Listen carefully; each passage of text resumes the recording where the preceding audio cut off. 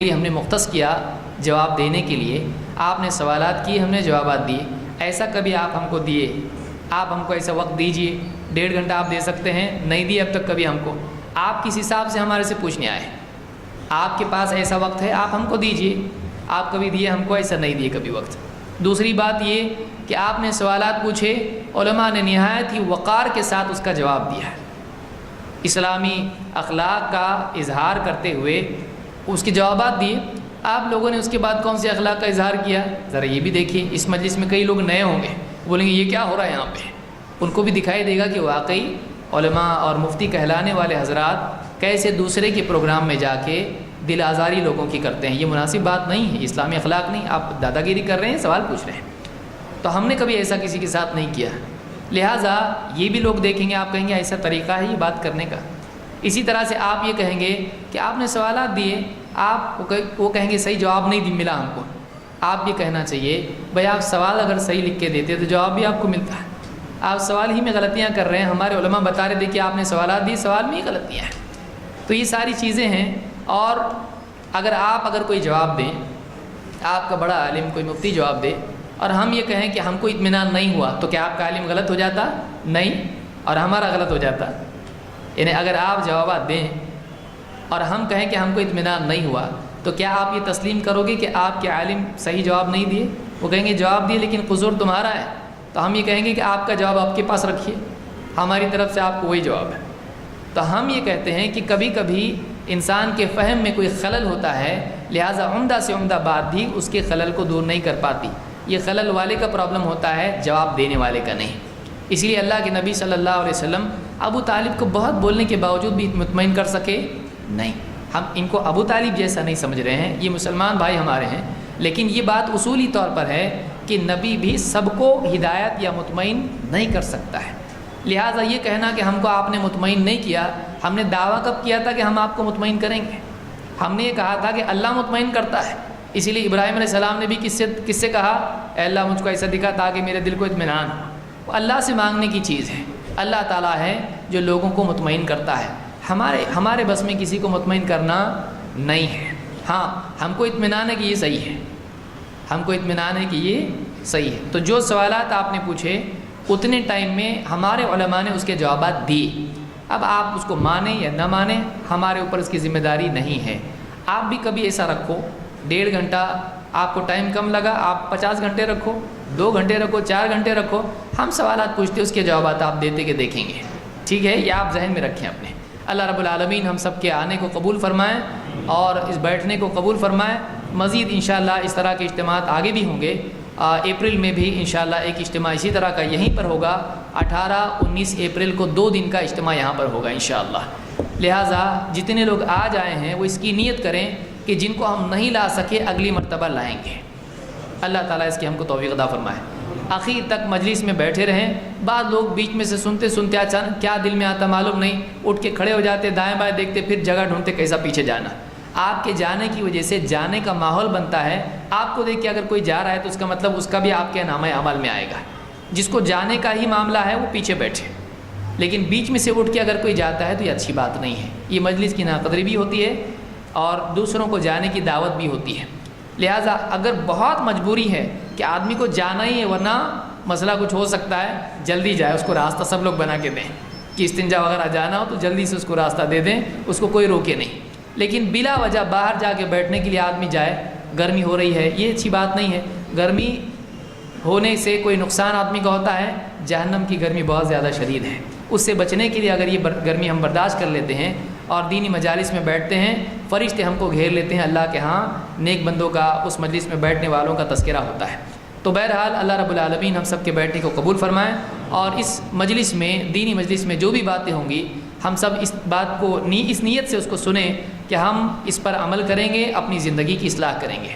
ہمارا مقصود کسی کی دل آزاری نہیں ہے، ہمارا مقصود یہ ہے کہ ہر انسان واقعی اس چیز پر آ جائے جس کو اللہ اور اس کے رسول صلی اللہ علیہ وسلم نے دیا ہے۔ اللہ رب العالمین ہم سب کے بیٹھنے کو قبول فرمائے۔ میں بہت ہی ادب کے ساتھ اب گزارش کروں گا شیخ انیس الرحمن آدمی سے کہ اس مجلس میں ہماری دعوت کیا ہے، اس موضوع پر روشنی ڈالتے ہوئے ہم سب کو آپ کے علم سے فائدہ اٹھانے کا موقع دیں۔ دوسرے لوگوں سے پیچھے والوں سے میں گزارش کروں گا، سبھی سے گزارش کروں گا کہ اپنی جگہ سے تھوڑا تھوڑا آگے آئیں اور دوسروں کو آنے والوں کے لیے جگہ بنائیں، تھوڑا سا، اور زیادہ نہیں، تھوڑا۔ ہر آدمی دوسرے کو دیکھ رہا ہے، آپ آگے آئیے خود۔ سب سے خطاب ہے، اللہ آپ کو جزائے خیر دے۔ بسم اللہ الرحمن الرحیم وبہ نستعین سبحانک لا علم لنا الا ما علمتنا انک انت العلیم الحکیم رب اشرح لی صدری ویسر لی امری واحلل عقدۃ من لسانی یفقہوا قولی رب اغفر وارحم انت خیر الراحمین رب زدنی علما اللہم صلی علی محمد وعلی آل محمد کما صلیت علی ابراہیم وعلی آل ابراہیم انک حمید مجید اللہم بارک علی محمد وعلی آل محمد کما بارکت علی ابراہیم وعلی آل ابراہیم انک حمید مجید۔ یقول سبحانہ وتعالی فی محکم تنزیلہ یا ایہا الذین آمنوا اطیعوا اللہ واطیعوا الرسول واولی الامر منکم فإن تنازعتم فی شیء فردوه الی اللہ والرسول ان کنتم تؤمنون باللہ والیوم الآخر ذلک خیر واحسن تأویلا۔ ویقول کذلک وما کان لمؤمن ولا مؤمنۃ اذا قضى اللہ ورسولہ امرا ان یکون لهم الخیرۃ من امرہم ومن یعص اللہ ورسولہ فقد ضل ضلالا مبینا۔ ویقول الرسول صلی اللہ علیہ وسلم کل امتی یدخلون الجنہ الا من ابا قیل ومن یأبا یا رسول اللہ قال من اطاعنی دخل الجنہ ومن عصانی فقد ابا۔ محترم علماء کرام، ذمہ داران اجلاس، حاضرین مجلس، خواتین اسلام، یہ 2 روزہ پروگرام کی آخری نشست ہے۔ پھر معلوم ہوا کہ اپریل میں اس طرح کی نشست انشاءاللہ ہوگی۔ آخری نشست میں کئی باتوں کا خیال کیا جاتا ہے۔ ایک تو یہ کہ جو لوگ آئے ہیں ان کو کچھ ہدایات دی جاتی ہیں۔ جلسہ آپ نے 2 دن کا سنا، اس میں علماء کے بیان سنے، اہل حق کا منہج جانا، اب آپ کو زندگی کیسے گزارنا ہے اس کی روشنی میں ان کو کچھ ہدایتیں دی جاتی ہیں، کچھ نصیحتیں کی جاتی ہیں۔ اس کے علاوہ جو لوگ باہر سے آئے ہیں آداب سفر ان کو بتائے جاتے ہیں کہ آپ یہاں سے لوٹنے کے بعد وہاں کیا کریں گے، گھر میں لوگوں کی اصلاح کیسے کریں گے، یہ سب ان کو تاکید کی جاتی ہے۔ لیکن الحمدللہ یہ تاکید اور یہ نصیحتیں مختلف تقریروں میں آپ کو آئیں۔ یہ پروگرام مسجد میں ہوا، خوشی کی بات ہے، اور پروگرام ہمارا مسجد ہی میں ہونا چاہیے۔ پنڈال ڈالیں، شامیانہ ڈالیں، فلاں کریں، یہ کچھ عرفات، میدان عرفات کا مقابلہ نہیں ہے۔ لوگ کیا کہتے ہیں، کیا تھے بھائی 1 لاکھ 2 لاکھ، کیا یہ عرفات بنانا چاہتے کیا؟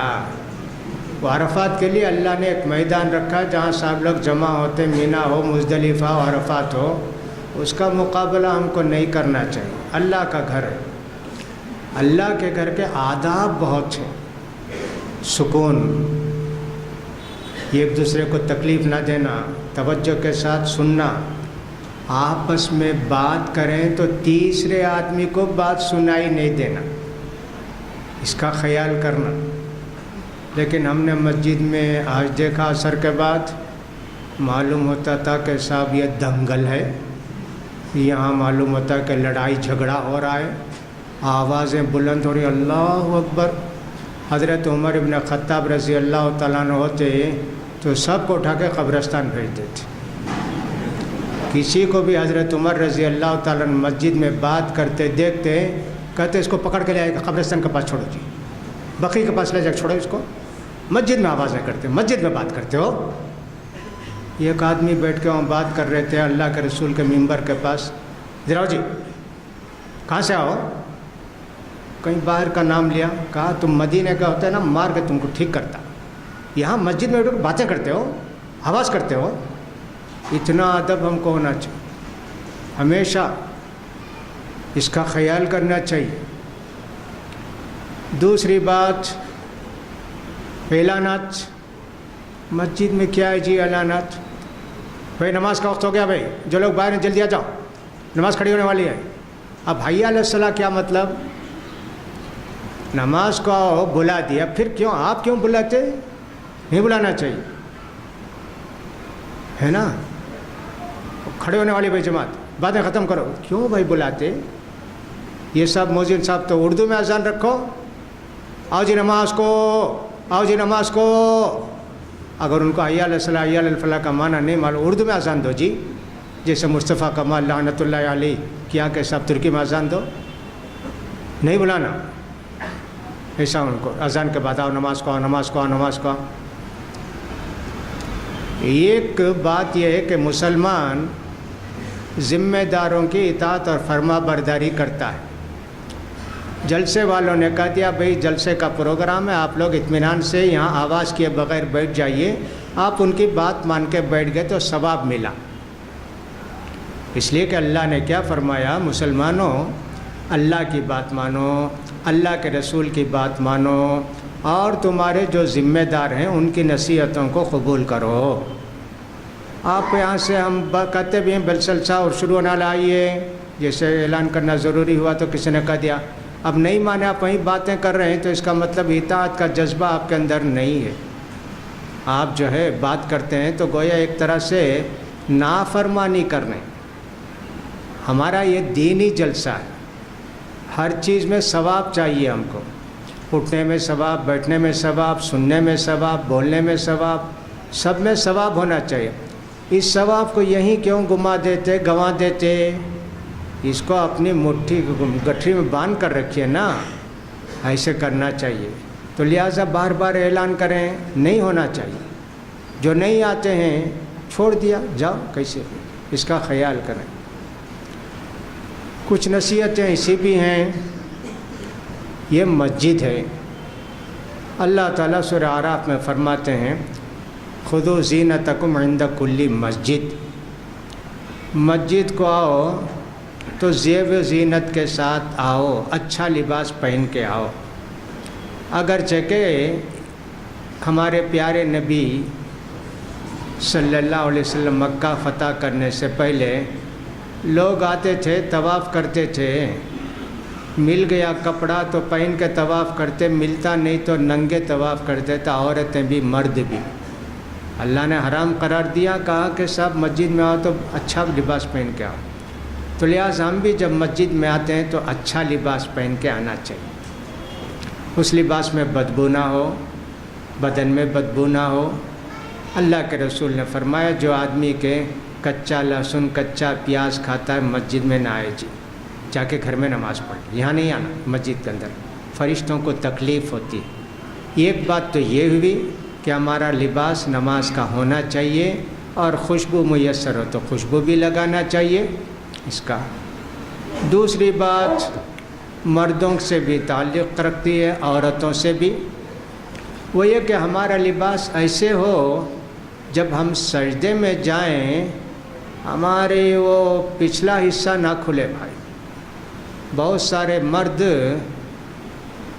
مردانہ بلوز پہن کے آتے ہیں، اس کو سلاک شرٹ نہیں کہتا میں، اس کو کرتا مردانہ بلوز۔ جب سجدے میں جاتے ہیں کھل گیا، کیا گندا ہے، ہرگز ایسے مت کیجیے۔ یہ جو حضرات پتلون پینٹ پہنتے ہیں نا، وہ لوگ ویسے ہی مردانہ بلوز بھی پہنتے ہیں، کھڑے ہیں تو ٹھیک ہے، 11 نمبر کا اشارہ ملتے رہتا ہے کہ 11 نمبر ڈالیں، جب سجدے میں جاتے ہیں تو پھر کمر کھل جاتی ہے، بہت برا ہے۔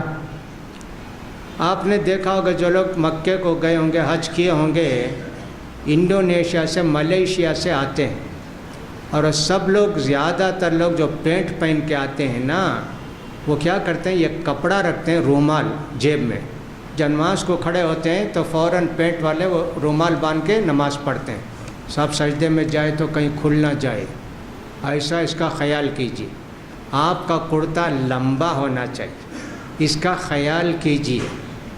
جو لوگ پینٹ پہن کے نماز پڑھتے ہیں، اگر ان کی پینٹ تنگ ہے، ان کے جسم کی نمائش ہوتی ہے کہ ران کتنی موٹی ہے، اوپر کتنی ہے، نیچے کتنے انچ کی ہے، حرام ہے جی، نہیں پہننا چاہیے ٹائٹ پینٹ۔ یہ ہمارے لیے بڑی مصیبت ہے۔ ہمارے سامنے آپ کھڑے ہو گئے، ہم بھی نماز میں سب سوچ کے الحمدللہ رب العالمین کے بجائے سوچتے ہیں کہ ان کا ران کا اوپر کا ایسا 24 انچ ہے، الرحمن الرحیم پڑھنے کے بجائے کہتے نیچے اترتے ہیں تو پھر 18 انچ ہے، مالک یوم الدین پڑھنے کے بجائے اور نیچے اترتے تو 12 انچ ہے۔ کیا مصیبت ہے! ہماری نماز کو آپ نے لباس سے بگاڑا۔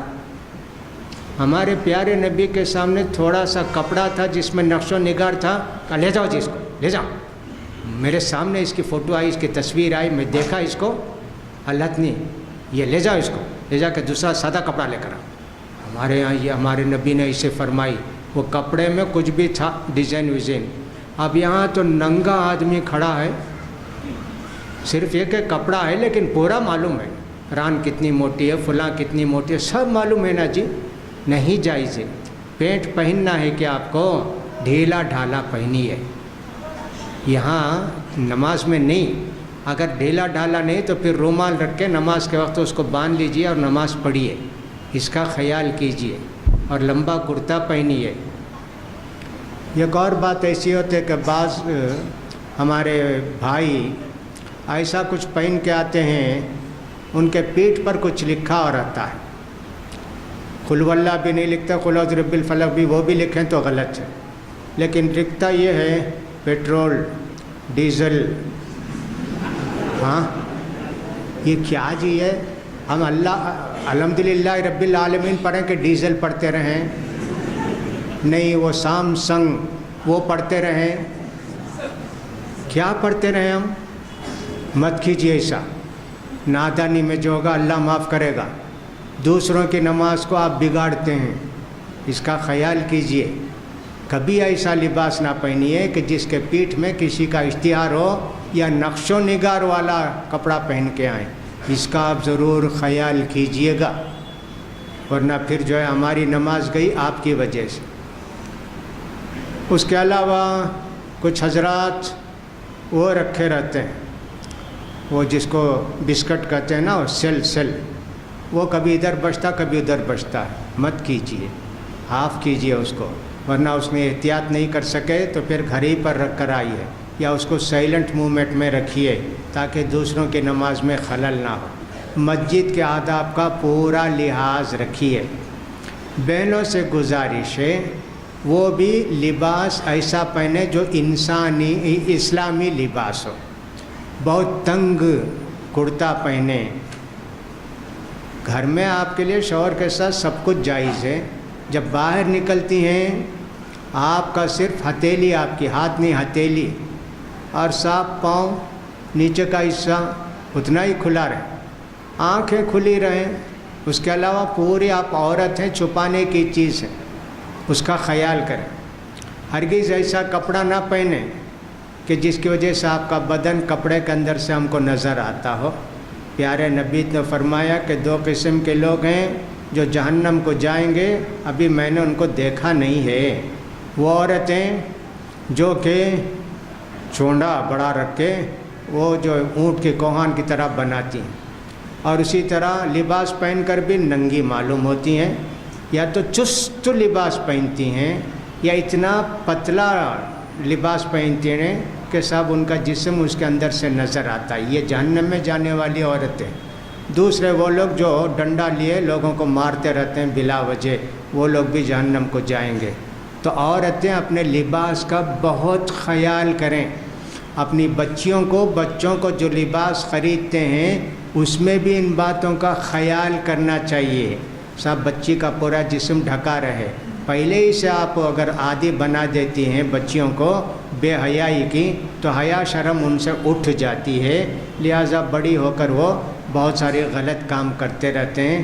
بہت بڑا فتنہ اس زمانے میں، جیسے ٹی وی کا ہے، سیل کا ہے، فلاں کا ہے، ویسے کالج کا بھی ہے، اسکول کا بھی ہے۔ یونیفارم چاہیے، فلاں چاہیے، ٹائٹ چاہیے، آئیں تو بناؤ سنگار کر کے آنا چاہیے، خوشبو لگا کے آنا چاہیے۔ بڑی مصیبت بھائی، بڑی مصیبت۔ اسی لیے اکبر الہ آبادی نے کہا کہ افسوس کہ فرعون کو کالج کی نہ سوجی، خواہ مخواہ پکڑ کے لوگوں کو قتل کیا، بنو اسرائیل کے لوگوں کو۔ کالج یہ کھول دیتا تو سب بگڑ جاتے، کوئی بنو اسرائیل نہیں، سب بنو شیطان ہو جاتے تھے، لیکن کالج نہیں کھولا اسے، اس زمانے میں کالج سجا ہی نہیں دیا۔ وہ حالت ہے، سب سے بڑا شیطان آج کالج اسکول ہے میرے بھائی، اس لیے کہ ہماری بچیاں سب جا کے بگڑ جاتی ہیں، بچے جا کے بگڑ جاتے ہیں، دین و اخلاق سے آزاد ہو جاتے ہیں۔ ماں باپ کی ذمہ داری ہے کہ اپنے بچوں کی اصلاح فرمائیں۔ لہٰذا عورتوں کو چاہیے کہ پردے کا بہت زیادہ خیال رکھیں، ان کا خیال رکھیں گی تو بچیاں بھی ویسی ہوں گی، اور بچیوں کو دعا سکھانا یہ سب بھی آپ کا فرض ہے۔ تربیت کے موضوع پر کبھی اور تفصیل کے ساتھ بولنا چاہیے، اولاد کی تربیت۔ ہمارے شیخ نے بھی فرمایا عورتیں بات کرتے رہتی ہیں، ہاں عورتیں اسی ہوتی ہیں۔ برطانیہ کی پارلیمنٹ میں ایک عورت نے اٹھ کر اعتراض کیا، یہ مرد لوگ جو ہے کوئی بھی ہم بات کرتے ہیں تو جا کے لوگوں کو باہر بتا دیتے ہیں نا۔ اور ایک صاحب نے کہا ہاں عورتوں کا حال یہ ہے کہ صاحب جو بھی یہاں قرارداد منظور ہوتی ہے جا کے لوگوں میں چرچا کرتی ہیں، اور صاحب منہ یہ کان دو، سننا زیادہ چاہیے، بولنا کم چاہیے نا۔ لیکن اس نے کہا معلوم ہوتا ہے کہ عورتوں کا ایک کان ہے اور دو منہ ہے، اتنا جا کے باہر کرتی رہتی ہیں۔ ایسے عورتیں بات زیادہ کرتی ہیں جہاں بھی مجلس ہوتی ہے۔ اس کے علاوہ یہ بھی ہے، پتہ نہیں ہماری بہنیں نہیں کی ہوں گے، اسی امید ہے، مسجد کو آنا ہے، پروگرام ہے، کھانا پکا کے لاتی ہیں، حلوہ، چکن، بٹر، کیا کھانے کا پروگرام ہے کیا یہاں؟ آ کے بیٹھ کے کھاتے رہتی ہیں۔ ایسے نہیں ہونا چاہیے، کسی کا فون بج رہا ہے، ایسے نہیں ہونا چاہیے، اس کا بھی خیال کرنا چاہیے۔ دینی مجلس ہے، یہاں آنے کے بعد آپ کو سکون و اطمینان کے ساتھ بیٹھ کے دین کی باتیں سننی چاہیے۔ تو بہرحال میرے بھائیوں، آپ نے وقت بہت دیا ماشاء اللہ، اب اللہ سے دعا کرنا چاہیے کہ اللہ ہمارے اس وقت کو قبول فرما، جو غلطی ہو گئی اللہ ان کو معاف فرما، آئندہ بھی ہمارے دلوں میں دین کی مجلسوں میں شرکت کی توفیق نصیب فرما، ہم سے جو غلطی ہو گئی اللہ اس کو معاف فرما دے۔ یہ سب آپ کو کہنا چاہیے۔ میں تو یہ کہتا ہوں آپ آمین مت کہیے، آپ اپنی زبان سے کہیے، ورنہ پھر نماز کے بعد یہ آمین کرنے والے ہم بھی بن جائیں گے۔ میں نے آپ کو یہ کہنے کے لیے کہا، یہ نہیں دعا نہیں کی میں نے کہ آپ بھی آمین آمین بولیں، مت بولیے، یہ دعا کیجئے۔ جاتے وقت سفر کے آداب کا خیال کیجئے کہ صاحب کیا کیا آداب ہیں، آپ 3-4 ہیں، کسی ایک کو ذمہ دار بنائیے جس کو امیر کہتے ہیں۔ بھائی ہمارے 4 آدمی ہیں کیا، آپ ذمہ دار بھائی، آپ امیر ہیں ہمارے قافلے کے، اس کا بھی خیال کریں۔ امیر جب بنا دیا تو وہ جیسے بولیں گے، نہیں بھئی یہاں نہیں رکیں گے اور آگے جا کے ناشتہ کریں گے، وہیں ناشتہ کیجئے۔ امیر صاحب بنا دیے لیکن صاحب ان کی بات نہیں مانے تو بہت مشکل ہو جائے گی۔ وہ ہمارے ایک ساتھی آئے مصر سے، عبد الحلیم اویس، ہمارے بہت گہرے دوست تھے، انہوں نے مجھے امیر بنایا فوراً۔ میں کچھ بھی کہتا تو وہ مانتے نہیں تھے۔ میں بولتا بھی اس رکشے والے کا کرایہ 1.5 روپیہ ہے، جا کے اتر کے 5 روپیہ دیتے، فلاں کرے۔ میں نے کہا دیکھو کتنے غریب ہیں، ان کو دو جی، یہ تو کماتا ہے۔ بنارس میں آ کے انہوں نے کہا ان اخانا شیخ انیس رحمان جعلتہ امیراً ماشاء اللہ۔ میں نے کہا نعم جعلتنی امیراً وعصیتنی کثیراً، مجھے امیر تو بنائے، میری بات تو سنے نہیں آپ کبھی۔ تو بہت ان کو ہنسی آئی کہ صاحب ایسے ہوتا ہے۔ تو لہٰذا آپ امیر کسی کو بناتے ہیں نا سفر میں، اس کی باتوں کا خیال کیجئے اور سب اس کے مطابق گیا۔ اور سفر میں اپنے بھائیوں کے لیے، اپنی بستی والوں کے لیے، گھر والوں کے لیے دعا کیجئے، اس لیے کہ مسافر کی دعا اللہ تعالیٰ قبول فرماتے ہیں۔ ان ساری باتوں کا آپ کو خیال کرنا چاہیے۔ مجلس میں آنے سے پہلے، یہ 2 روزہ پروگرام میں شرکت کرنے سے پہلے آپ کے ایمان کے وہ کتنے % تھا، آنے کے بعد آپ کے ایمان میں کتنا اضافہ ہوا، اس کا بھی جائزہ لیجیے۔ اس لیے کہ دینی مجلسوں میں شرکت کے بعد ایمان میں تازگی آنی چاہیے، عمل کا جذبہ پیدا ہونا چاہیے، اتباع سنت کی خواہش پیدا ہونی چاہیے۔ یہ ساری چیزیں آپ کے اندر پیدا ہونی چاہیے، جب چل کر جلسے کا اثر آپ پر ہوا، ہم کو بھی خوشی ہوگی اور آپ کو بھی سکون و اطمینان ہوگا، اللہ کے یہاں بہت اجر و ثواب پائیں گے۔ بہرحال باتیں تو بہت ہیں، اب ان کے بجائے کچھ باتیں وہ بھی ہم کو کہنی ہیں کہ صاحب ہمارے موضوع سے متعلق ہماری دعوت کیا ہے۔ اب آپ نے جو منہج اہل حق کا منہج سنا، وہی باتیں اس میں بھی سمجھ لیجئے، قریب وہی باتیں اس کے اندر بھی ہیں، لیکن بہرحال وہ یاد دہانی کے طور پر ہم آپ کو بتانا چاہتے ہیں۔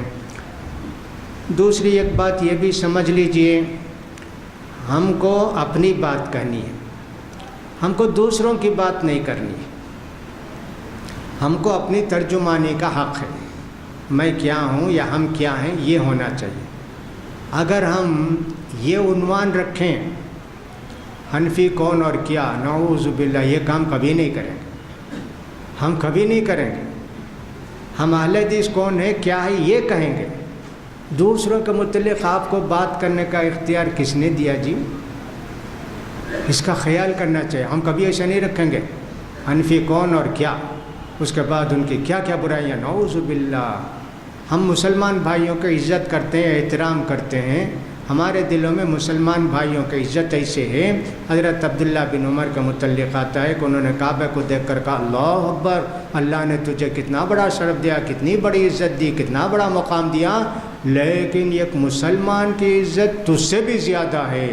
ہم تو ایک مسلمان کی عزت کو ایسے ہی سمجھتے ہیں، المسلم اخو المسلم، یہ ایک مسلمان دوسرے مسلمان کا بھائی ہوتا ہے، اس کو بے یار و مددگار نہیں چھوڑتا، اس کو ذلیل نہیں کرتا، اس کو حقیر نہیں سمجھتا ہے۔ ہم اپنے بھائیوں کا احترام کرتے ہیں، ہم اپنی دعوت پیش کرتے ہیں، دوسروں پر تنقید کرنے کے لیے جلسے ہم نہیں کرتے اور کرنا بھی نہیں چاہیے۔ یہ لوگوں کے دلوں کو بگاڑنا، لوگوں کے دلوں میں دشمنی پیدا کرنا ہے، یہ اللہ کو ہرگز پسند نہیں ہے۔ میری ترجمانی آپ کون ہوتے ہیں کرنے والے؟ ہم اپنی ترجمانی ہم کرتے ہیں، ہم کون ہیں اور کیا ہیں، ہاں یہ بتائیے آپ کہ سب ہم کون ہیں اور کیا ہیں، وہ کون ہیں وہ کیا ہیں، آپ کو کیا حق ہے؟ کبھی نہیں، جائز ہی نہیں ہے۔ مجھے معلوم ہوا کہ کوئی جلسہ ہونے والا ہے اور اس کے اندر ہمارے تعلق سے لکھا گیا ہے اہل حدیث کون اور کیا۔ اللہ اکبر، تم یہ کہو کہ حنفی کون اور کیا، سناؤ ہمارا طریقہ یہ، ہمارا مذہب یہ، ہمارا عمل یہ، ہماری نماز یہ، سناؤ بھائی، اپنا سناؤ نا، ہم پر کیوں کیچڑ اچھالتے جی؟ تم کو پسند آئے گا کیا کہ ہم تمہارے اوپر کیچڑ اچھالیں؟ آپ یہ نہ سمجھے کہ آپ کے مقابلے میں ہم کل جلسہ رکھیں حنفی کون اور کیا، نعوذ باللہ، یہ کام ہم نہیں کریں۔ ہم پسند ہیں، ہم جو محبت کرنے والے ہیں، ہم آپ کو مسلمان سمجھتے ہیں، اس کا خیال کیجئے نا، آپ کیوں اسے کرتے ہیں؟ لہٰذا ہمارا یہ جلسہ دینی تربیت کا جلسہ تھا، دوسروں پر تنقید کے لیے یہ جلسہ منعقد نہیں کیا گیا۔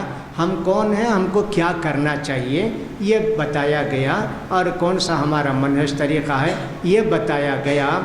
فلاں باطل، فلاں کافر، فلاں مشرک، فلاں یہ، فلاں جہنمی، یہ سب تو ہم نے کہا نہیں۔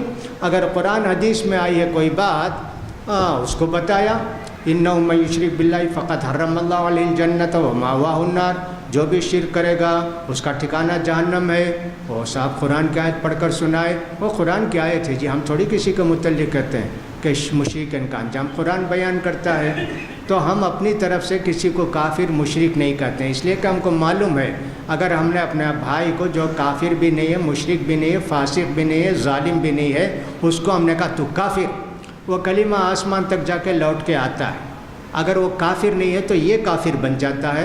اللہ اکبر، ہم کسی کو کافر کہیں گے تو خود کافر ہو جائیں گے جی، یہ ڈر ہم کو ہے نا۔ ہم کیوں کسی کو جو کافر نہیں اس کو کافر کہیں، جو مشرک نہیں اس کو مشرک کہیں، کوئی فاسق نہیں تو اس کو فاسق کہیں، کیا ضرورت ہے جی؟ اللہ اکبر۔ سورہ حجرات پڑھنی چاہیے بار بار کہ اللہ تعالیٰ نے مسلمانوں کے آداب اس میں معاشرت کے کیا کیا بیان کیے ہیں، پڑھنا چاہیے۔ بہرحال ہمارا جلسہ اپنی باتیں سنانے کے لیے ہے، دوسروں پر اعتراض کرنے کے لیے یا دوسروں کی باتیں سنا کر آپ کے دل میں کوئی نفرت پیدا کرنے کے لیے یہ جلسہ منعقد نہیں کیا گیا ہے، اس کا بھی خیال کریں۔ آپ کبھی دشمنی نہ کریں، آپ ان سے کبھی بغض نہ رکھیں جو آپ سے بغض رکھتے ہیں، ابھی کبھی مت کیجئے یہ کام۔ سب سے محبت کے ساتھ رہیے، پیار کے ساتھ رہیے۔ اگر آپ کو کوئی کافر کہتا ہے تو کہنے دیجئے، اس کا کفر اسی پر آئے گا، آپ کافر نہیں ہیں۔ اور کوئی کچھ اور لقب دیتا ہے تو کہیں بھائی اللہ آپ کو توفیق دے، اللہ آپ کو ہدایت دے۔ یہی ہے قرآن مجید میں بھی سورہ فرقان میں اللہ تعالیٰ نے یہ نہ فرمایا وَإِذَا خَاطَبَهُمُ الْجَاهِلُونَ قَالُوا سَلَامًا۔ مومن بندوں کی شان عباد الرحمن کی یہ ہے، کوئی ان کو گالی گلوچ کرتا ہے السلام علیکم، بس وہاں سے اپنا راستہ لیتے ہیں، لڑتے ہیں، جھگڑتے ہیں اور 19 کی 20 کہتے ہیں۔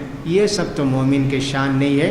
اللہ کے پیارے رسول تو فرماتے ہیں مومن کی شان ایسے ہونی چاہیے، آدم کے دونوں بیٹے میں جھگڑا ہوا، چھوٹے بھائی نے بھائی مارتا کیا مار لے بھائی، قتل کرتا کیا قتل کر لے، ایسے ہونا چاہیے۔ لڑائی جھگڑائی مٹ جائے گا۔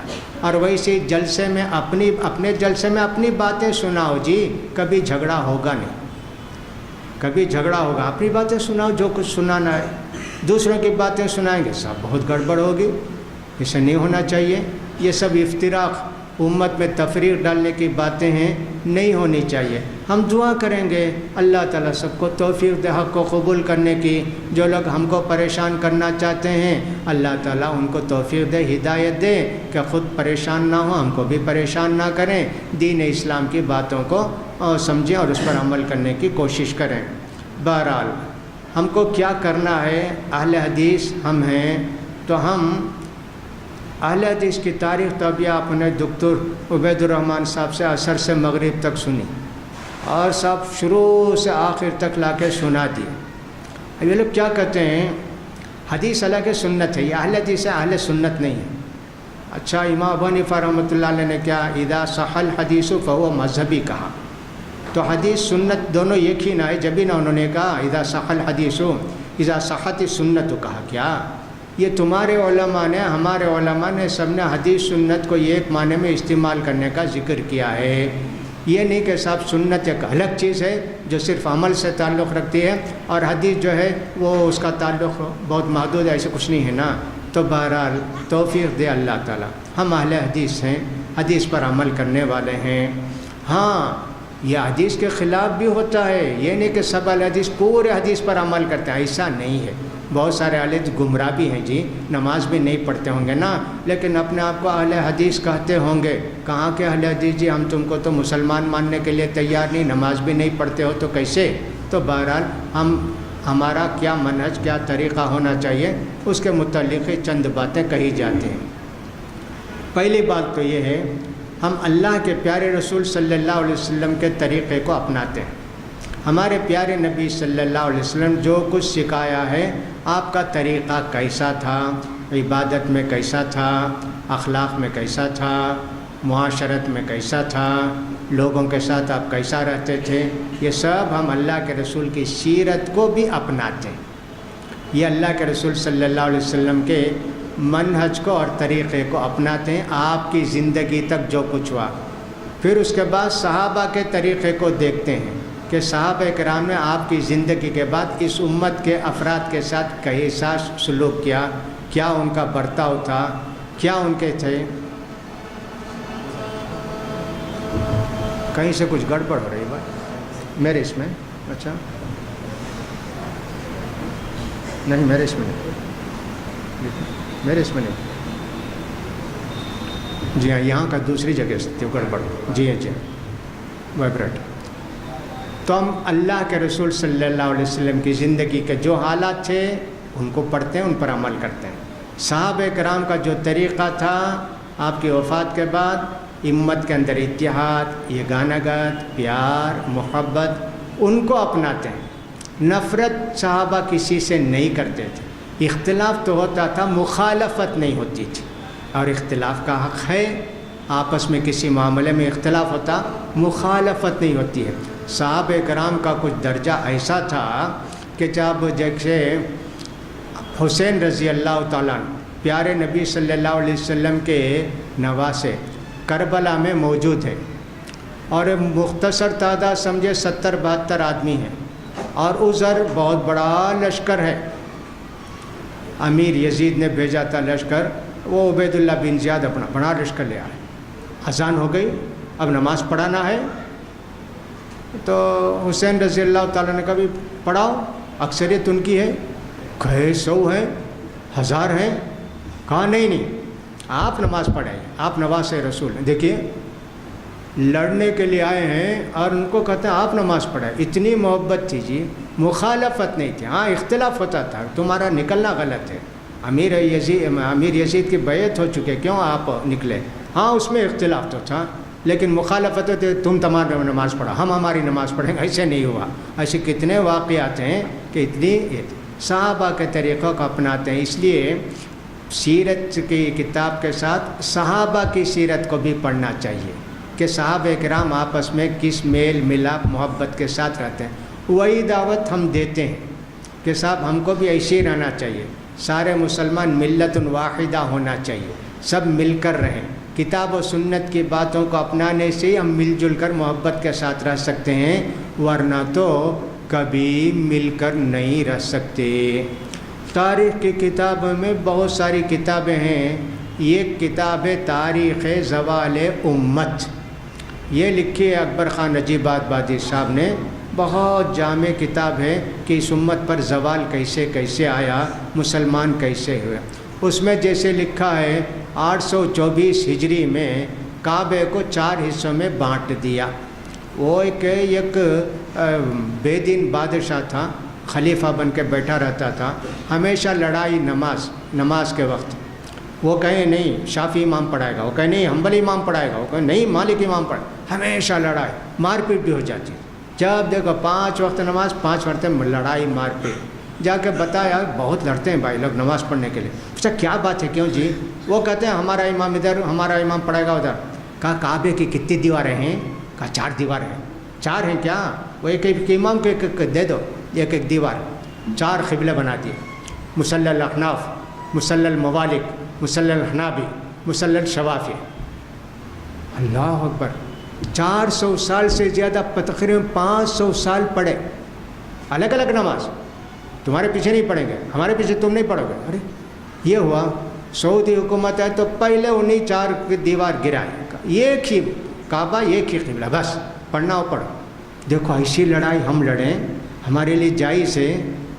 کتاب و سنت پڑھیں گے، یہ کریں گے، چاروں برق اتنا لڑے، کیوں جی ایسے ہوا؟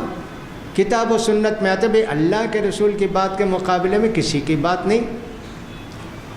وَمَن يُطِعِ الرَّسُولَ فَقَدْ أَطَاعَ اللَّهَ، اللہ کی اطاعت کرنے والا، اللہ کے رسول کی اطاعت کرنے والا، اللہ کی اطاعت کرنے والا ہونا چاہیے نا۔ ہمارے پیارے نبی نے بھی فرمایا من اطاعنی فقد اطاع اللہ ومن اطاع امیری فقد اطاعنی ومن اطاعنی فقد اطاع اللہ ومن عصا امیری فقد عصانی ومن عصانی فقد عصى اللہ۔ میرے امیر کی بات مانا تو میری بات مانا، میری بات مانا تو اللہ کی بات مانا۔ یہی نہ ہونا چاہیے کتاب و سنت، ہم اسی کی دعوت دیتے ہیں، ہمارے اندر وہ اختلاف نہیں ہونا چاہیے۔ تو لہٰذا پہلا اصول تو اتحاد و اتفاق کی ہم دعوت دیتے ہیں۔ اتحاد و اتفاق بنیاد ہے اسلام کی، ایک بہت اہم بنیاد ہے۔ قرآن مجید میں اللہ تعالیٰ نے اس کو کئی جگہ ذکر کیا، کبھی تو کہا اعتصموا بحبل اللہ جمیعا، سب مل کے اللہ کی رسی کو، ایک ہی رسی کو تھامو۔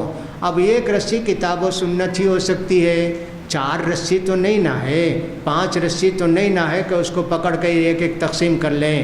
کبھی قرآن نے اسے کہا، کبھی تو کہا وَلَا تَكُونُوا كَالَّذِينَ تَفَرَّقُوا وَاخْتَلَفُوا مِن بَعْدِ مَا جَاءَهُمُ الْبَيِّنَاتُ۔ سورہ آل عمران کے اندر یہ سب کہا، دیکھو جی فرقے نہیں بنا لینا، ٹکڑیاں نہیں بنا لینا، اس کو بھی اللہ نے بہت تاکید کے ساتھ کہا، اور فرمایا إِنَّ الَّذِينَ فَرَّقُوا دِينَهُمْ وَكَانُوا شِيَعًا لَسْتَ مِنْهُمْ فِي شَيْءٍ۔ جن لوگوں نے اپنے دین کے ٹکڑے بنا لیے، جماعتیں بنا لے، محمد تم کو اس سے دور رہنا چاہیے۔ جب اللہ کے پیارے رسول کو کہا تو اللہ کے پیارے رسول کی امتوں کو بھی چاہیے کہ دین کے ٹکڑے نہ بنائیں۔ تو پہلی دعوت ہماری اتحاد و اتفاق کی ہے، اور اتحاد و اتفاق کس بنیاد پر؟ کتاب و سنت کی بنیاد پر۔ یہ ہو سکتا ہے کہ ایک حدیث سمجھنے میں آپ کچھ دوسرا معنی لیں، ہم کوئی دوسرا معنی لینے، اس کی وجہ سے مخالفت نہیں ہونی چاہیے، اختلاف تو رہتا ہے، لہٰذا سب مسلمانوں کی ہم کو عزت کرنی چاہیے۔ دوسری بات ہم کو جو کرنی ہے، اللہ اور اللہ کے رسول کے فیصلے کو تسلیم کر لینا جب ہمارے اندر کوئی بھی اختلاف ہو جائے۔ اللہ تعالیٰ نے فرمایا یا ایھا الذین آمنوا اطیعوا اللہ واطیعوا الرسول واولی الامر منکم فإن تنازعتم فی شیء فردوہ الی اللہ والرسول ان کنتم تؤمنون باللہ والیوم الآخر ذلک خیر واحسن تأویلا۔ مسلمانوں، اللہ کی بات مانو، اللہ کے رسول کی بات مانو۔ ان کی ہر بات ماننے کی ہوتی ہے دین کے معاملے میں۔ دنیا کے معاملے میں رسول کریم صلی اللہ علیہ وسلم کچھ کہیں ماننے کی ضرورت نہیں، دین کے معاملے میں جو بھی کہہ دیں ہاں اس کو ماننا ضروری ہے نا، بالکل ضروری ہے۔ ذرا بھی مخالفت کریں گے، غزوہ احد میں کتنے صحابہ شہید ہوئے مخالفت کی وجہ سے، اللہ کے رسول کی حکم کو نافرمانی کرنے کی وجہ سے، ویسا عذاب آ سکتا ہے۔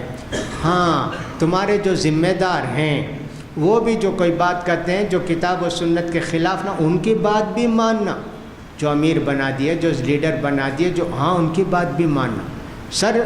فرق اتنا ہے، یہ بلا کچھ کہے سمجھے سوچے آمنا صدقنا، لیکن امیر کوئی حکم دے تو کہا نہیں صاحب کتاب و سنت کے مطابق ہے تو مانتے ہیں۔ جیسے کسی نے کہا چاہ لاؤ جی لکڑی جمع کرو، جلاؤ، سب کودو جو آگ میں۔ ارے یہ کیا بھائی، جہنم سے بھاگنے کے لیے تو بچنے کے لیے تو ہم ایمان لائے، یہ آگ میں کودو، نہیں کریں گے مخالف۔ تو امیر جھگڑا تو ہوتا ہی ہے دین کے معاملے میں، یا کسی بھی معاملے میں جھگڑا ہو جائے تو کیا کرنا چاہیے؟ اللہ تعالیٰ نے فرمایا کہ صاحب ردو الی اللہ و رسول، اللہ اور اللہ کے رسول کے مطابق فیصلہ کرو۔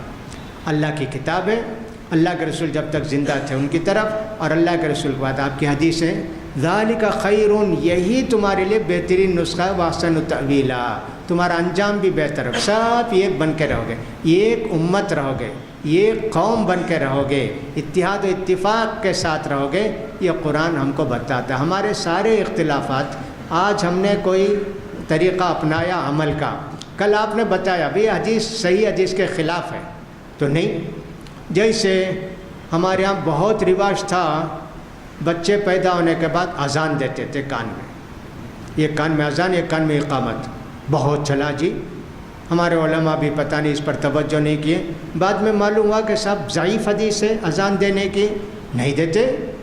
تم جو بھی بتاؤ گے ضعیف حدیث ہے فلاں ہے، اس کو مان لیتے ہیں نا، لیکن تم ضعیف نہیں، جو لوگ بتائیں نا محدثین، وہ بتائیں یہ حدیث ضعیف ہے، کوئی ایسے کہتے یہ حدیث ضعیف نہیں دلیل کے ساتھ، تو سب بتایا اذان اور اقامت والی انتہائی ضعیف ہے، جیسے موضوع کے درجے کو پہنچی، اذان کی حدیث دینے کے صرف کان میں، وہ ضعیف ہے، ایسے بتایا، چھوڑ دیا ہم نے۔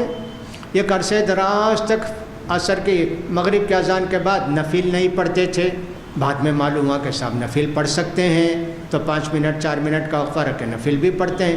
جو سنت مل جائے اس پر عمل کرتے ہیں، جو کرتے ہیں حدیث کے خلاف تو اس کو چھوڑ دیتے ہیں۔ یہ ہمارا منہج ہے، یہ ہمارا طریقہ، یہ ہماری دعوت ہے، آپ کو بھی، ہم کو بھی، سب کو بھی، سارے مسلمانوں کو جو بھی حدیث صحیح ہو جائے اس پر عمل کرنا چاہیے۔ چاروں اماموں نے یہی نہ کہا اذا صح الحدیث فہو مذہبی، حدیث صحیح مل جائے تو وہی میرا طریقہ ہے، وہی میرا عمل ہے، یہی تو کہا سارے ائمہ کرام نے، امام مالک ہوں، امام شافعی ہوں، امام احمد بن حنبل رحمۃ اللہ علیہ، اور امام ابو حنیفہ رحمۃ اللہ علیہ، جو سب سے پہلے امام تھے ان چاروں میں عمر کے لحاظ سے، سب نے یہی کہا۔ اسی وجہ سے امام محمد اور امام ابو یوسف امام مالک کے پاس جا کے پڑھے، امام شافعی سے جب ملاقات ہوئی امام محمد کی ان سے، تو 2/3 مسئلے کو انہوں نے چھوڑ دیا جس پر عمل کرتے تھے، اس لیے کہ وہ حدیث کے خلاف تھے، اور یہ سب لکھا ہدایہ کے حاشیے میں، فلاں میں، مقدمے میں، ایسا سب تھا۔ صحیح بات جب بھی مل جاتی ہے ہم اس پر عمل کرتے ہیں۔ آپ کو بھی کہتے ہیں صحیح بات پر عمل کیجئے اور اس کی دعوت ہم کو بھی دیجئے، یہ ہماری دعوت ہے، اس کا بھی ہم خیال کرتے ہیں۔ تیسری بات یہ تھے کہ کوئی کتنا ہی بڑا آدمی ہو، اس کی بات اللہ اور اللہ کے رسول سے بڑھ کر نہیں ہو سکتی۔ جب کہہ دیا اللہ اور اللہ کے رسول کا حکم آ گیا، اب کسی کے لیے گنجائش نہیں۔ سورہ حجرات میں کیا کہا اللہ نے؟ یا ایھا الذین آمنوا لا تقدموا بین یدی اللہ ورسولہ واتقوا اللہ، اللہ سے ڈرو جی، اللہ اور اللہ کے رسول کی بات سے آگے مت بڑھو۔ ہمارا یہی جو فیصلہ اللہ اور اللہ کے رسول نے کر دیا اسی پر عمل کرتے ہیں، جائیداد کا نقصان ہو، دشمنی ہو اور فلاں ہو، ایسا ہو ویسا ہو، ہم سب اس کی پرواہ نہیں کرتے، بس اللہ اور اللہ کے رسول کی بات پر عمل کرتے ہیں۔ ویسے ہم کو زندگی گزارنا چاہیے، اس کا بھی ہم کو کہنا چاہیے۔ ہمارے شیخ نے سنایا بھی تھا کہ صاحب حضرت عبداللہ بن عباس نے کہا، کیا جی؟ صحابہ سے کہتے ہیں، چھوٹے بہت چھوٹے عمر میں تھے، لیکن بہرحال ان کے زمانے صحابہ بھی تھے، تابعین بھی تھے، سب تھے نا۔ حج تمتع نہیں کرنا، کیسے نہیں کرنا؟ اللہ کے رسول نے کیا ہے اور اس کی خواہش بھی ظاہر کی ہے۔ میں کہتا ہوں کہ صاحب حج تمتع کرو، نہیں عمر نہیں کرتے تھے، ابو بکر نہیں کرتے۔ میں سمجھتا ہوں تم پر عذاب آئے گا جی، کیا عمر کی بات بڑھ گئی اور ابو بکر کی بات بڑھ گئی؟ کیا اللہ کے رسول کی سنت مقدم نہیں ہے کیا؟ ایسے انہوں نے کہا۔ لہٰذا ہم کلام اللہ کو سب سے مقدم سمجھتے ہیں، کلام اللہ کلام الرسول، اس کو مقدم سمجھتے ہیں۔ جو بھی بات مل جاتی ہے کتاب و سنت کی اس کو لے لیتے ہیں، اس پر عمل کرتے ہیں، اس سے آگے بڑھنے کی کوشش نہیں کرتے۔ جو بھی معلوم ہوا کہ صاحب یہ چیز ناجائز ہے، چھوڑ دیا جی، شریعت میں ناجائز ہے، چھوڑ دیا جی، کیوں اس کو کریں گے؟ اس میں نفع ہو نقصان ہو، نہیں کبھی نہیں کریں گے نا۔ انما کان قول المؤمنین اذا دعوا الی اللہ ورسولہ لیحکم بینہم ان یقولوا سمعنا واطعنا واولئک هم المفلحون۔ مومنوں کی شان تو یہ کہ جب اللہ اور اللہ کے رسول کی بات ان کو بتائی جاتی ہے فوراً سرنڈر ہو جاتے ہیں، فوراً مان لیتے ہیں، اطعنا و سمعنا کہتے ہیں۔ ایسے لوگ دنیا آخرت میں کامیاب ہوں گے۔ ہماری دعوت یہی ہے کہ اللہ اور اللہ کے رسول کی بات سے آگے بڑھ کر کوئی کام نہ کیا جائے، اس کے خلاف ورزی نہ کی جائے، اس کا بھی خیال کرنا چاہیے۔ اور پھر اس کے بعد توحید ہمارے پاس بہت بنیاد ہے، مسلمانوں کے پاس سارے انبیاء کرام نے اپنی دعوت کا آغاز کیا توحید کی طرف بلا کر۔ شرک کو چھوڑ دینا، بت پرستی کو چھوڑ دینا، غیر اللہ سے مدد مانگنا چھوڑنا، غیر اللہ سے فریاد کرنا چھوڑ دینا، اور سب نظر و نیاز غیر اللہ کی سب چھوڑ دینا۔ توحید خالص کو اپنانے کی ہم دعوت دیتے ہیں، اور توحید خالص کا ذکر قرآن مجید میں بہت جگہ اللہ تعالیٰ نے اپنے انبیاء کے ذریعے کہا، یا قوم اعبدوا اللہ ما لکم من الہ غیرہ۔ سورہ اعراف میں دیکھ لیجئے، ہر نبی نے اسی سے اپنی دعوت کا آغاز کیا۔ توحید کی بہت اہمیت ہمارے ہاں ہے اور ہونا بھی چاہیے۔ سارے انبیاء کرام نوح علیہ السلام سے لے کے ہمارے پیارے نبی تک جو بھیجے گئے توحید کو ثابت کر کے شرک کو مٹانے کے لیے بھیجے گئے، لہٰذا اس کی ہم دعوت دیتے ہیں۔ لہٰذا ہم کو چاہیے کہ توحید کو بہت مضبوطی کے ساتھ پکڑے رہیں، اس کا خیال کرنا چاہیے، شرک سے بچنا چاہیے۔ لیکن شرک اصغر سے بچنا شاید بڑا مشکل ہو گیا ہے۔ شرک اکبر سے تو ماشاءاللہ بچ جاتے ہیں، لیکن شرک اصغر سے بہت کم لوگ بچتے ہیں۔ اسی لیے ہمارے پیارے نبی نے فرمایا، ان اخوف ما اخاف علیکم الشرک الاصغر، شرک اصغر سے مجھے بڑا ڈر ہے جی، میری امت اس میں مبتلا ہو جائے گی۔ کہا کیا ہے وہ؟ کہ ریاکاری، بتانے کا، فلاں کرنے کا، ایسا۔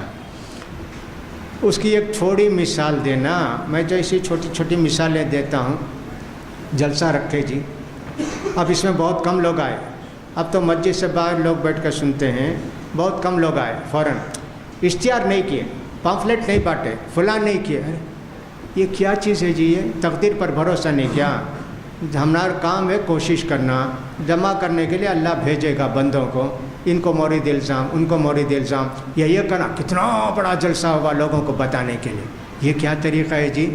ریاکاری ہماری زندگی میں بہت ہے، اس سے بچنے کی کوشش کرنا چاہیے۔ بہرحال یہ شرک اصغر ہے، قابل معاف گناہ ہے، لیکن شرک اکبر تو اللہ معاف نہیں کرے گا نا، اس کا بھی ہم کو خیال کرنا چاہیے۔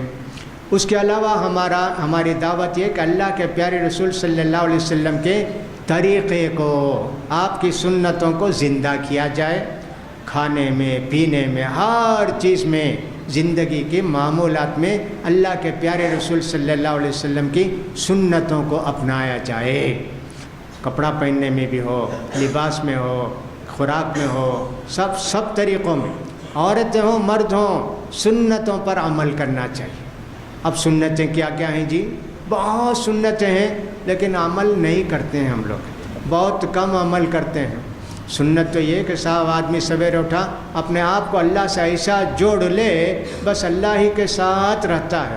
سویرے اٹھا جی، ہاں الحمدللہ الذی احیانا بعد ما اماتنا والیہ النشور دعا پڑھا، استنجا کو گیا اللہم انی اعوذ بک من الخبث والخبائث پڑھا، نکلا غفران کا پڑھا، وضو کرنے لگا بسم اللہ پڑھا، وضو سے فارغ ہوا تو وضو کی دعا پڑھا، مسجد جانے لگا تو گھر سے دعا پڑھا اللہم اجعل فی قلبی نورا فی بصری نورا و الی آخر الحدیث، وہ پڑھا۔ مسجد کو گیا تو وہاں دعا پڑھ کے قدم رکھا، مسجد میں بیٹھا نماز پڑھا، اللہ کے ساتھ ہی رہتا ہے جی۔ چائے پیا بسم اللہ، اور صاحب ختم کیا الحمدللہ، پانی پیا بسم اللہ، 3 گھنٹ میں پانی پیا اور بیٹھ کر پانی پیا، اور صاحب 3 سانس میں پانی پیا، داہنے ہاتھ سے پانی پیا، سب چیز میں جی اللہ کے پیارے رسول کی سنتیں جتنی ہیں، کھانے میں پینے میں ہر چیز میں ہونا چاہیے۔ صحابہ کو کتنا شوق تھا، ایک صحابی نے دیکھا، شاید گرمی کے دن رہے ہوں گے، کہ اللہ کے پیارے رسول صلی اللہ علیہ وسلم کی گھنڈی بٹن کی کھلی تھی جی۔ اب انہوں نے دیکھ لیا، اللہ کے رسول کی گھنڈی کھلی ہے، کبھی گھنڈی نہیں لگائی زندگی بھر، کہا کہ میں نے اللہ کے رسول کو دیکھا۔ دیکھو لگائے، ان کے لگاتے لیکن وہ بند نہیں کرتے تھے، کھلی رکھتے تھے۔ اپنے بیٹے کو بھی کہا دیکھو بیٹا میں دیکھا تو اللہ کے رسول ایسا قمیص کھلی رکھے تم بھی، یعنی بعض چیزیں جو ضرورت کے لیے انسان کرتا ہے نا، وہ بھی صحابہ اپنا لیتے تھے، اگر اس کے اندر کوئی قباحت نہیں ہے۔ گرمی ہے تو گنڈی کھلی رکھتے ہیں نا، لیکن ان کو وہ بھی ادا پسند تھے۔ اللہ اکبر۔ حضرت انس کہتے ہیں میں اللہ کے رسول صلی اللہ علیہ وسلم کے ساتھ میں گیا تو اس میں جو سالن رکھا گیا تھا اس میں لوکی کدو تھا، اللہ کے پیارے رسول کدو تلاش کر کے کہا، میں نے کہا اچھا اللہ کے رسول کو کدو پسند ہے کیا؟ کہا کہ اب سے گھر میں جو بھی سالن بنا اس میں کدو ڈالو، لوکی ڈالو، مجھے اللہ کے رسول کھائے میں دیکھا ہوں۔ اتنی محبت جی۔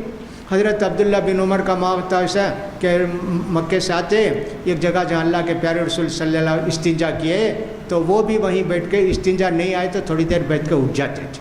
کہا کہ اللہ کے رسول یہاں بیٹھ، کتنی محبت جی اللہ کے پیارے رسول کی سنتوں سے۔ وہ سنتیں شکل میں، صورت میں، لباس میں، کھانے میں، پینے میں، بیوی بچوں کے ساتھ رہنے میں، بولنے میں، چالنے میں، سب میں ہمارے اللہ کے رسول کی سنتوں پر عمل کرنا۔ یہ ہم دعوت دیتے ہیں کہ اللہ کے پیارے رسول کی سنتوں کو اپناؤ۔ اب ایسا ہو گیا کہ اللہ کے رسول صلی اللہ علیہ وسلم کی سنتوں کو اپناتے ہیں تو لوگ غور سے دیکھتے ہیں، اس کی داڑھی کتنی بڑی ہے، دیکھو بھائی ایسا، ارے چھوڑ دیا بھائی داڑھی، اس میں کیا ہے؟ اگر آپ نے ذرا وہ پاجامہ یا پینٹ اونچا پہنا تو کہا دیکھو چھوٹے بھائی کا پہن کے آ گیا ہے نہیں اس کے پاس۔ کوئی کہے گا ارے پیسہ کم تھا جی، گیا معلوم ہوا کہ پینٹ 1 میٹر 10 سینٹی میں ہوتا ہے، پیسہ نہیں تھا نا، 90 سینٹی میٹر کپڑا لے کے سلا، تعجب کریں گے۔ کہا کہ بدل اسلام و غریبہ، جب اسلام کی باتیں شروع میں آئے تو لوگ اجنبی سمجھتے، کیا بھی نیا نیا طریقہ، کیا بھی نیا نیا طریقہ، لیکن اللہ کے رسول فرماتے ہیں ہاں جی ایک زمانہ ایسا بھی آئے گا وَسَيَعُودُ كَمَا بَدَأَ غَرِيبًا، پھر بھی وہی ہو جائے گی۔ سنتوں پر عمل کرنے والوں کو لوگ تعجب سے دیکھیں، کیا جی یہ نیا طریقہ ہے؟ نیا نہیں جی، پیارے نبی کا طریقہ۔ فَطُوبَى لِلْغُرَبَاء، تم کو مایوس ہونے کی ضرورت نہیں، سنتوں کو اپناؤ۔ لوگ تنقید کریں، اعتراض کریں، اس سے تم کو ڈرنے کی ضرورت نہیں۔ لہٰذا ہم دعوت یہ دیتے ہیں ہمارے پیارے نبی کی سنتوں کو ہر چیز میں اپناؤ۔ پیارے نبی صلی اللہ علیہ وسلم کیا کیا کرتے تھے ان سب کا مطالعہ کرو اور اس پر عمل کرو، اس کا بھی ہم کو خیال کرنا چاہیے۔ چھٹی بات یہ ہے نیکی کا حکم دینا اور برائی سے روکنا۔ الامرون بالمعروف والناہون عن المنکر، قرآن میں بھی مومنوں کی صفت بیان کی گئی، نیکی کا حکم دیتے ہیں، برائی سے لوگوں کو روکتے ہیں، اور اس کے متعلق بھی آیتیں بہت ساری آئیں، اس کا بھی خیال کرنا چاہیے۔ اسی طرح بدعتوں کو مٹانا چاہیے، پارٹی اور ٹیم نہیں بنانا چاہیے۔ الگ الگ پارٹی اور ٹیم بنا دیا، جماعت یہ کی ہے لیکن اس میں چھوٹے چھوٹے گروپ بناتے چلے جاتے ہیں اور سب بڑی جماعت سے کوئی تعلق نہیں رہتا ہے۔ یہ بھی ہم کو نہیں چاہیے۔ جیسے جمعیت اہل حدیث ہے سمجھیے، اب اس میں کوئی دعویٰ گروپ ہو گیا، کوئی تعلیم گروپ ہو، سب مستقل حیثیت، ایسے نہیں ہونا چاہیے۔ اپنے آپ کا ایک ایک گروپ بنا کے جمعیت سے نہ کٹو، متحد رہو، متفق رہو۔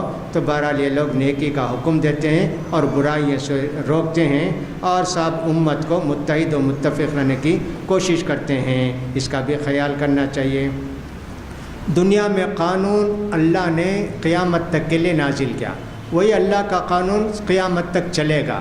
اس سے بہتر کوئی کہے دیکھو انگریزوں کا قانون کتنا اچھا ہے بھائی، وہ ایسا قانون بنا، بھائی اس کا اسے نہیں بولنا چاہیے۔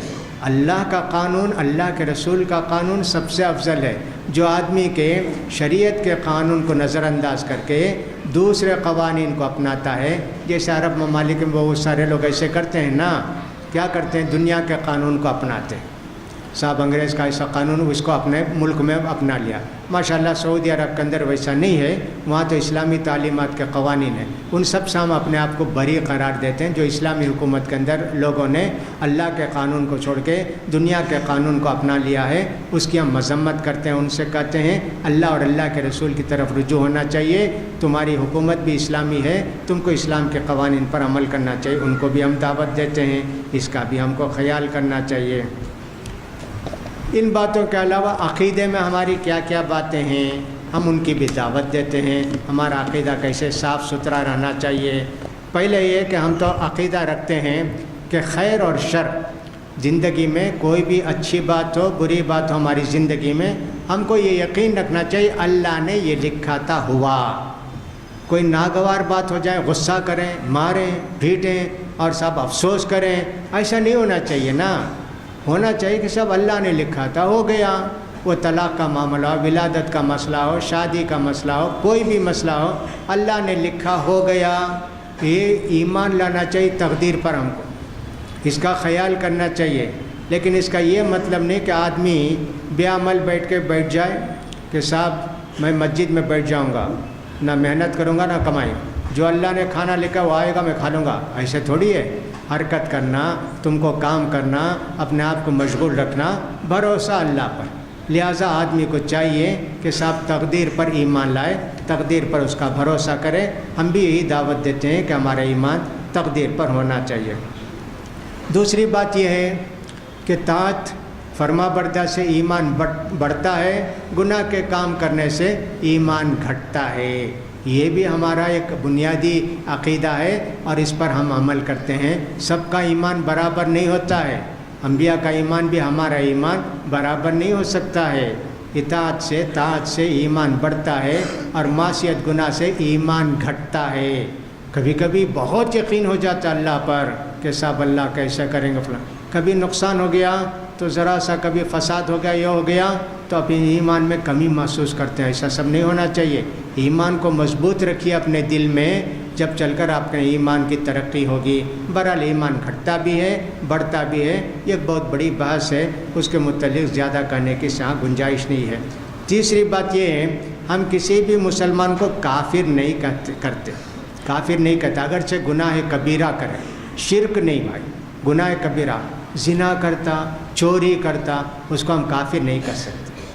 وَلَا نُكَفِّرُ أَحَدًا مِّنَ الْمُسْلِمِينَ بِذَنبٍ وَلَوْ كَانَ كَبِيرًا، بڑے سے بڑا گنہگار ہے، شرک نہیں بھائی، کفر نہیں، لیکن ہم اس کو کافر نہیں کہیں گے، اور جائز بھی نہیں کہ ہم کسی مسلمان بھائی کو کافر کہیں، اس کا بھی ہم کو معلوم ہونا چاہیے۔ ہاں دین ایمان لانے کے بعد ایسا کام کیا جو ملت سے نکل جاتا ہے، جیسے اللہ کا انکار کیا، رسول کی نافرمانی کیا، صحابہ کو گالی دیا، فلاں دیا، تو ایسی صورت میں اس کا ایمان خطرے میں ہے اور کفر کے قریب پہنچائے گا، اس کا بھی خیال کرنا چاہیے۔ اور عقیدے کے سلسلہ ہم نے بتا دیا، اس سے پہلے بھی ہمارا عقیدہ یہ ہے کہ اللہ ہی مدد کرتا ہے، اللہ ہی سے مدد مانگنا چاہیے۔ ان ساری باتوں کو اچھی طرح ایمان مضبوط رکھ دینا چاہیے۔ ان کے متعلق آتا ہے امام محمد بن عبد الوہاب رحمۃ اللہ علیہ کے تعلق سے، وہ کتاب التوحید پڑھاتے تھے۔ جیسے ہم اتنے لوگ جمانے ان کے ساتھ بھی رہیں گے بھائی، 20 25 40 بیٹھے ہوں گے۔ اب کتاب التوحید پڑھائے، شاگردوں نے کہا کہ حضرت توحید، کتاب التوحید تو سمجھ گئے ہم لوگ، ہو گیا، اب دوسری کتاب پڑھیں۔ امام ان کو پسند نہیں تھی، کہا نہیں توحید بہت مضبوط ہونی چاہیے. اس کے بعد ایسے ہوا نہیں تو اچھی بات ہے دیکھیں گے. آ کر بولے اجی کل جو ہے ایک لڑکے کو دیکھا جی، وہ ایک لڑکی سے زنا کر رہا تھا. اللہ ایسے؟ اس کے بعد کہا اور ایک آدمی جی اپنی بہن سے زنا کر رہا. ہاں ایسے؟ اچھل جائیں، اتنا بڑا گناہ. اپنی ماں سے زنا کر رہا تھا. کہا دیکھو شرک سب سے بڑا گناہ. ایک مشرک کو دیکھتے ہو تمہارے دل میں اس کا احساس نہیں ہوتا، اس گناہ کو دیکھتے ہو جو شرک سے کم ہے تمہارے دل میں ایسا جذبہ پیدا ہوتا. اس کا مطلب یہ ہے کہ ابھی تم نے توحید کی اہمیت سمجھی نہیں، شرک کی قباحت کو نہیں سمجھا تم نے. اور پڑھنا چاہیے توحید کو. ہاں شاگرد نہیں کرنا چاہیے. واقعی توحید کی اہمیت جب تک ہمارے دل میں نہیں بڑھ جائے گی اور شرک کی مذمت جب تک ہمارے دلوں میں نہیں بیٹھ جائے گی، ہم کو جو ہے توحید پر مضبوط رکھ کے اس کو درس حاصل کرنا چاہیے. ایسا کہا انہوں نے. بہرحال اس سے قیام کرنا چاہیے، ہم کو سمجھنا چاہیے اور اس کا بھی خیال کرنا چاہیے کہ رون الصلاۃ جائزۃ خلف کل بر و فاجر. کبھی کبھی آدمی امام صاحب ہوتے ہیں گنہگار ہوتے ہیں، کبھی شراب پیتے ہوں گے، کبھی سنیما دیکھتے ہوں گے، کبھی کچھ اور سود کا کاروبار بھی ہم ان کے پیچھے نماز پڑھتے ہیں جب تک کہ واضح نہ ہو جائے کہ وہ مشرک ہیں، شرک کا کام کرتے ہیں، گنہگار ہیں، امام بنائے گئے ہیں، ان کے پیچھے ہم نماز پڑھنے کو جائز سمجھتے ہیں. ہماری نماز ان کے پیچھے ہو جاتی ہے. ہر مرتبہ ہر مجلس میں سوال آتا ہے نا کہ ان کے پیچھے نماز پڑھ سکتے ہیں کیا، اس لیے ہم نے اس کو بھی شامل کر لیا کہ صاحب ہمارا عقیدہ تو یہ ہے کہ ہم نیک و بد کے پیچھے نماز پڑھنے کو جائز سمجھتے ہیں اگر اس کی ظاہری نماز صحیح ہو. یہ معلوم ہے کہ وضو کے بغیر نماز پڑھتا ہے تو ایسے نہیں کریں گے نا. یا کہ صاحب 1 منٹ میں 4 رکعت پڑھاتا ہے، اس کی نماز ہی صحیح نہیں، اس کے پیچھے نہیں پڑھیں گے. باقی ظاہری نماز اس کی ٹھیک ہے تو یقیناً اس کے پیچھے ہم نماز پڑھیں گے. یہ بھی ہونا چاہیے. ہم یہ بھی سمجھتے ہیں کہ اللہ کے پیارے رسول صلی اللہ علیہ وسلم کے صحابہ کرام معصوم نہیں ہیں، ان سے بھی غلطیاں ہوئی.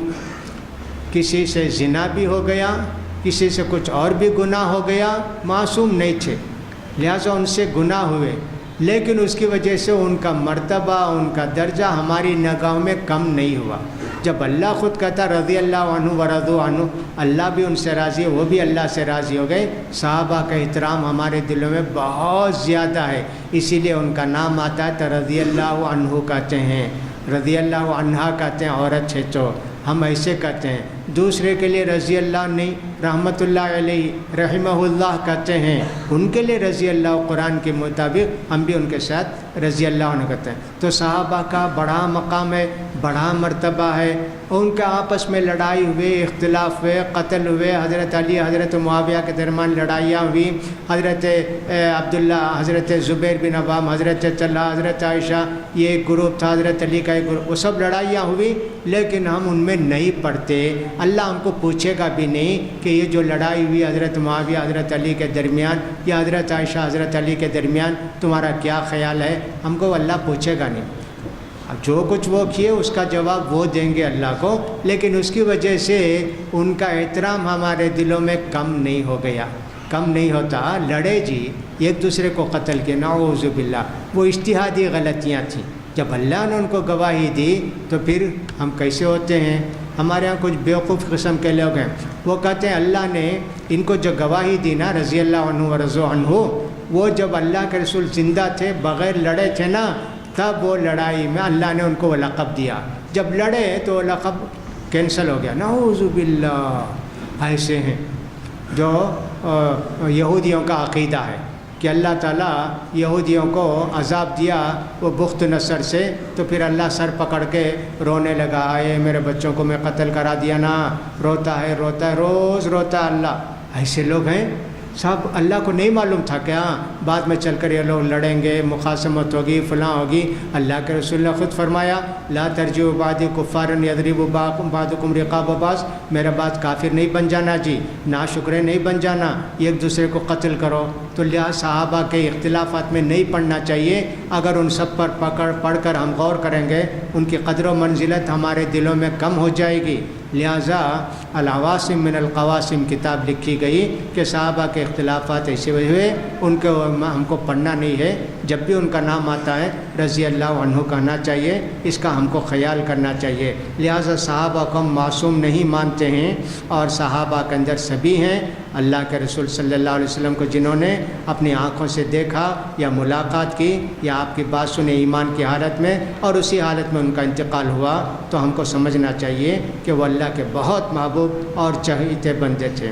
اللہ کے رسول صلی اللہ علیہ وسلم کی پیاری بیویاں پاک ہیں، ان کے متعلق ہمارا یقین ہے ان سے اس طرح کی کوئی غلطی نہیں ہوئی جیسا کہ لوگ بدنام کرتے ہیں۔ کچھ لوگ ہیں جن کو شیعہ کہتے ہیں، بہت بدنام کرتے ہیں پیارے نبی صلی اللہ علیہ وسلم کی بیویوں کو، پیاری بیویوں کو، خاص کر حضرت حفصہ کو، حضرت عائشہ کو۔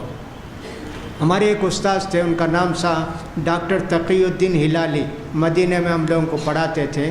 وہ ایک لڑکی کو پالے تھے، وہ ایک زمانے میں عراق میں رہتے تھے، اس کا نام عائشہ رکھے۔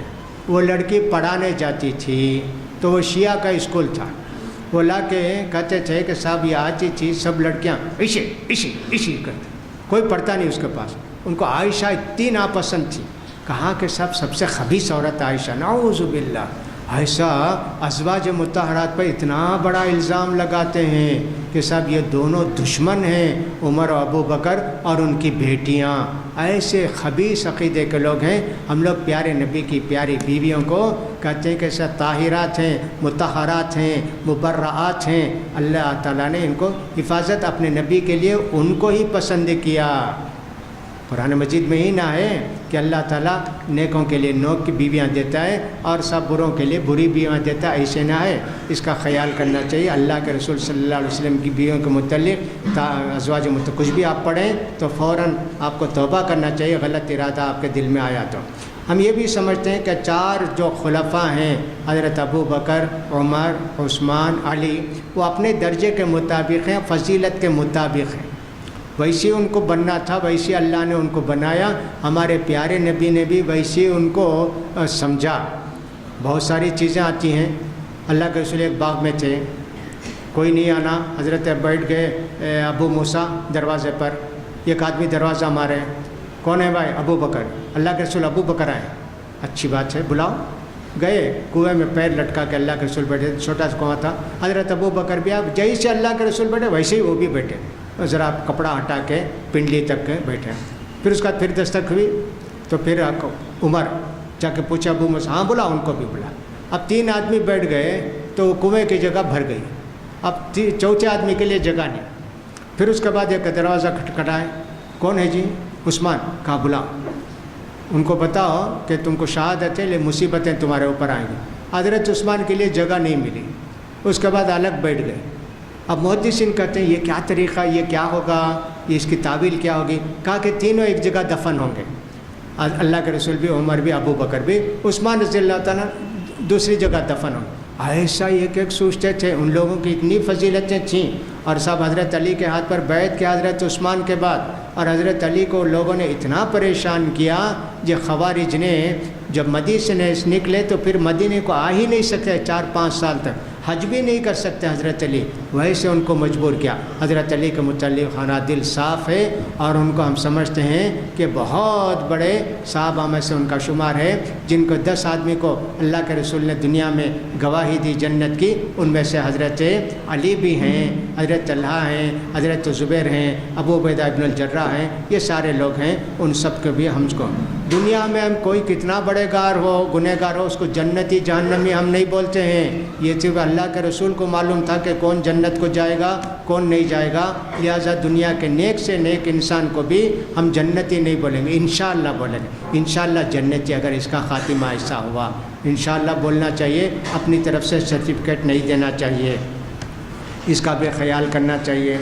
حضرت امام مالک رحمۃ اللہ علیہ نے فرمایا، مسلمانوں کے اندر اتفاق، اتحاد، محبت کب ہوگا؟ جیسے صحابہ کی زندگی تھی ویسے ہو جائے گے، صحابہ کا جیسا طریقہ تھا ویسے ہی۔ لن یصلح آخر هذه الامة الا ما اصلح اولها، اور لن یصلح هذه الامة الا بما صلح به اولها۔ جیسے صحابہ کرام کا نمونہ تھا اسی طریقے کو اپنائیں گے تو وہی اتحاد، پیار، محبت اور سب دشمنوں کے دل میں ڈر، آپس میں محبت، یہ سب پیدا ہوگی۔ حضرت امام مالک رحمۃ اللہ علیہ نے ہم کو ایسی خوشخبری دی ہے، اس کا بھی ہم کو خیال کرنا چاہیے۔ حضرت فضیل بن عیاض کہا کرتے تھے دیکھو جی ہدایت کا طریقہ اپناؤ، چند آدمی رہے تو ہدایت پر تم کو قائم رکھو، اور اتنی بڑی جماعت ہے وہی لوگ درست ہوں گے، ایسے نہیں۔ وقلیل من عبادی الشکور، اللہ نے کہا کہ شکر گزار بندے بہت کم ہوتے ہیں، لہٰذا ہم کو تعداد نہیں دیکھنا چاہیے کتنے لوگ ہیں، وہ زیادہ ہیں، ہم چھوٹی جماعت نہیں جی۔ ہمیشہ اللہ کے نیک بندے کم ہی رہا کرتے تھے، اللہ کے رسول نے بھی ان کو طائفہ کا چھوٹا گروہ کہا، لہٰذا لوگوں کو دیکھ کر اپنے عقیدے کو، اپنے عمل کو مت بگاڑو، حق کو دیکھو، حق کو پہچانو، حق والوں کو پہچانو، تعداد کو مت پہچانو۔ یہ چند باتیں تھیں جو دعوت ہم دیتے ہیں ان چیزوں کی، اتحاد کی، اتفاق کی، اتباع رسول کی، سنتوں کو اپنانے کی، یہ سب دعوتیں ہم دیتے ہیں، عمل کرتے ہیں، اسی پر عمل کرنے کی کوشش کرتے ہیں۔ اللہ تعالیٰ ہم سب کو سنت کا شہدائی بنائے اور توحید کا شہدائی بنائے، ہر قسم کے بدعت سے اور شرک سے اللہ تعالیٰ سارے مسلمانوں کو بچائے۔ اللہ تعالیٰ محبت اور الفت کی زندگی گزارنے کی سب کو توفیق نصیب فرمائے، اتحاد و اتفاق کی زندگی نصیب فرمائے۔ وآخر دعوانا ان الحمدللہ رب العالمین۔ میں سارے لوگوں کا شکریہ ادا کرتا ہوں، منتظمین کا بھی شکریہ ادا کرتا ہوں کہ انہوں نے مجھے موقع دیا اور اتنی دور سے بلایا۔ میں اس قابل نہیں تھا، معذرت تو بہت کیا، لیکن اصرار کیے تو میں آ گیا۔ بہرحال میں کچھ کہہ نہیں سکا زیادہ، جو کچھ کہا بہرحال اللہ اس کو قبول فرمائے۔ السلام علیکم ورحمۃ اللہ وبرکاتہ۔